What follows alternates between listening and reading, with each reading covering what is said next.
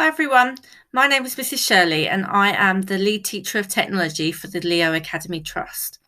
What I'm going to do today is I'm going to take you through Edpuzzle. Now, if you haven't heard of Edpuzzle, Edpuzzle is basically a way of creating interactivity in pre-existing videos. So for example, you might take a YouTube clip and you'll be able to stop the video at certain points and generate questions that the children can answer. So what you'll need to do in order to be able to get Edpuzzle to work is, first of all, you will need to create yourself an account. And the way to do that is you can either create the account using a Google sign-in or just an email address. So you need to set up your teacher account first. Once you've done that, you'll then need to think about linking your students with your account. And once you've signed up, if you click this My Classes tab, you'll see then that you are then able to add a new class on the left-hand side here. And there are two ways of doing that. So the first way is to create a class where you enter all of the information about your class in, and then it creates a sign-up code so that your class can join it. Alternatively to that, you can import your class directly from Google Classroom. So if you click that button there that says Google Classroom, you can then select the class that you're using in Google Classroom, and it will automatically generate their profiles using Edpuzzle. So once you've done that, you'll be good to go. And this is the home page that you can see here in front of you. Now you can see the first thing you see is the things that are kind of trending. Then you've got things that are trending in England, and then you've got things that are trending in the United Kingdom. You've then got on the next, on the left-hand side here, an option for curriculum. So it says here elementary, middle school, and high school. Now again, because it's quite American, that obviously doesn't mean very much to us here in the UK. But if you click in, for example, middle school, you'll see that then everything is categorized into different subjects. So then that's really, really good. Now, alternatively to that, what you could do is you can just search the content that you need as well, which is what we're going to do in a second. Then the next one down that you've got is you can link your school. So you can link your school so that all of your colleagues can share your videos that you've created. So if you've created a really good video that you can share with your team or with other year groups, that will appear there. And then the final one is my content, where you might place things that you haven't finished yet or just things that are personal to you. So that's kind of the dashboard there to help you. Now I'm going to click the fractions section, and then I'm going to choose an area of fractions to focus on. Now I'm going to go to Intro to Fractions. And you can see here that it gives you all of the videos that are related to the introduction of fractions. And you'll notice that on some of the videos, you've got this little marker that says with a number next to it. Now that means that these videos are there's already questions within these videos that are going to help you get started. And then if they don't have anything on, that means that nobody has generated any questions for these. So it's just worth having a look. I tend to look at, if there are some on there, then great, but I can also edit them as well, so it doesn't really matter too much. So I'm going to click this one that says identify fraction parts. And you'll see here now that there are 5 questions already within this video that you can use. And I would suggest just watching the video and checking that the questions are suitable for your class. And then if they're not, then you're able to then edit this video. So we're just going to play the video and I'll show you how it works. For an art project, a pentagon made of... So the first question is an open-ended question asking the students, what is a pentagon? So then the students are able to then type in their answer, which you can review later on as the teacher. So what is the pentagon? A pentagon is a 5-sided shape. And then they can submit their answer. And then when they're done, they can press continue. Made of construction paper is cut into 5 equal slices. two of the slices are removed. Write the remaining portion of the pentagon as a fraction. So let's draw ourselves a pentagon. A pentagon is just a five-sided figure. So it looks like this. It's also where the Department of Defense is located, a building that's actually in this shape. That's why they call it the Pentagon. Let me draw a little nicer than that. So it looks something like this. Yeah, my Pentagon drawing skills need some work. There you go. That's a pretty decent shot at a pentagon. So that's the pentagon made out of construction paper. Notice it has 1, 2, 3, 4, 5 sides. That's why it's called a pentagon. And it's cut into five equal slices. So we could do that. Maybe that's the center of the pentagon. Here, this is one slice right there. That is 2 slices, 3 slices, 4 slices, and then a 5th slice. So you can imagine these are all equal slices. Now they're saying now you can see now that it says there, what is the unit fraction of this pentagon? We remove that. Now, I've decided already just by looking at this video that actually I'm not quite happy with the quality of the kind of the questions that they're asking, and I actually think that that would be quite difficult for my students. But the actual content of the video is kind of okay. So what I'm going to do now is I'm going to press the edit button, which then means that I can change this video completely. So the first thing I can do is, if I feel like the video would be too long for the students, is I'm actually able to cut the video down to the size that I want. Or you could say 2/5 were slices moved gone of the pentagon remain. Or you could say 2/5 were removed. So you can see I've just taken the end off of the video because I'm not entirely sure that I needed all of it. Okay, so I've cut a bit off the video, so it's not going to be as long. Now, the next tab along is the voiceover. So if I don't like his accent and I don't think my children will be able to understand it, I can add my own voiceover to this video. For an art project, a pentagon made of construction paper is cut into 5 equal slices. 2 of the slices are removed. Write the remaining portion of the pentagon as a fraction.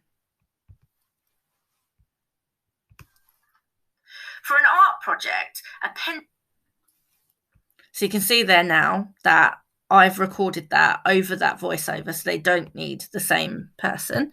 Now, it's also really good because that means that if you've got a child that speaks maybe another language and they might not be able to understand that problem, then you might be able to get it translated and you could record it over the top.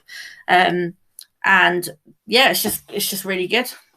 And finally, probably the most important one are those question ones. So if you're not happy with the quality of the questions, you can take out the ones that they've put in. So I can just press the little trash can. Paper is cut into 5. So I'm going to delete all of the ones that are on here. They want us to write the remaining portion out of a total possible of how many slices. And now what I can do is I can add my own questions. An art project, a pentagon made of construction paper is cut into 5 equal slices. So I'm going to choose a multiple choice question and I'm going to put, how many sides does a pentagon have? And you can see here that I can then make this multiple choice. So I can say 10, 2, add another choice, 5, 6. And then I can select the correct answer by just ticking and crossing the ones that are wrong. And then I can press save. So I've now made, instead of that open-ended question, I've then got something that will self-mark for the children as they go along. And gives them the correct answer as they go. 2 of the slices are removed. Write the remaining portion of the pentagon as a fraction. So let's draw ourselves a pentagon. A pentagon is just a 5-sided figure. So it looks like this. It's also where the Department of Defense is located, a building that's actually in this shape. That's why they call it the Pentagon. Let me draw a little nicer than that. looks something like this. Yeah, my pentagon drawing skills need some work. There you go. That's a pretty... Then I'm going to create an open-ended question that says, can you think of anything that has 5 sides? Or let's change that. Let's just reword that. Any objects that have 5 sides. So I've got a nice open-ended question that the children can respond to. Pretty decent shot at a pentagon. So that's the pentagon made out of construction paper. Notice it has 1, 2, 3, 4, 5 sides. That's why it's called a pentagon. And it's cut into 5 equal slices. So we could do that. Maybe that's the center of the pentagon. Here, this is 1 slice right there. So I might want to write now, what does equal mean? And save. That is 2 slices, 3 slices, 4 slices, and then a 5th slice. So you can imagine these are all equal slices. Now they're saying 2 of the slices are removed. 2 of the slices are removed. So now I could put, if 2 slices are removed, what fraction remains? And I'm going to put 3/5, 2, 2/5, or 4. And I've highlighted the correct answer of 3/5, and I'm going to press save. So let's get rid of... So once I'm happy and I've finished all of that, I can just click this button up here that says finish. So you can see now that I've got 4 points of interest where the video will pause as the children go through, and I'm going to click finish. Now then you can see a preview what it would be like for the child. For an art project, a pentagon made of construction paper is cut into 5 equal slices. How many slices does a pentagon have? The child can select the correct answer, hopefully. And you can see now that it says that they've got 100 out of 100. So the multiple choice questions will grade for you. The open-ended you will have to review. 2 of the slices are removed. Write the remaining portion of the pentagon as a fraction. Fractions. Let's draw ourselves a pentagon. A pentagon is just a... Now hopefully you'll see that that's kind of just how that is set up for the children. It pauses at the points. They get the opportunity to skip if they want to, but it is just a case of them interacting with that video and making sure that they're really listening to what it's asking you to do. So once you're happy with the video, you can then assign it directly to your class. So you can click this button here that says assign, and it will ask you to select the classes. So bear in mind that you've actually set your classes up. Mine are all integrated into Classroom. So I can then select the class that I want to upload this to, or I can press add a new class, or I could just press I'll do it later. You don't have to do it now. You can choose the start date. You can choose the due date. Now, alternatively to that, you have this public link as well. So you could copy this link and then pass it on to colleagues or to the children that way, or you can embed it into other things. Okay, so I think the best way to do it is to use kind of Google Classroom if you can, but they are the options to kind of do that. Now, the next thing I'm going to do is I'm just going to show you what happens once you've kind of assigned it. So when we go back to the home page, you'll see then that on the right-hand side, along the top here, you've got something called Gradebook. So I'm going to click the Gradebook, but what I'm going to do is I'm just going to go to another tab because I need to make sure that the children in my class, their names aren't revealed. So I've just zoomed in on what this page will look like. Now, this was one of the Edpuzzle projects that we did not very long ago, and it's all about the Titanic. So you can see here that you'll have all the children's names here on the left-hand side, and if it's multiple choice, which in this case, a lot of the questions were, it will give that score out of 100. And it will also tell you how long the child spent watching the video and completing the project. So you can see here that if I scroll down and have a look, you can see that some children did it in 4 or 5 minutes, but you can see that some children did better than others. So you can really keep track on how well their comprehension skills are, or their maths knowledge, depending on what you're looking at, really are here. You could really just check that out here, and you can automatically see just by looking at this kind of traffic light system who's doing well and who might need some more support. Now, once you've kind of you sort of skimmed through and had a really good look at your kind of class in general, you can then click into the individual children. So you'll see here when you click into this that you'll be able to see a much more detailed results on how well that student did. So you can see here that this particular child got 82 out of 100.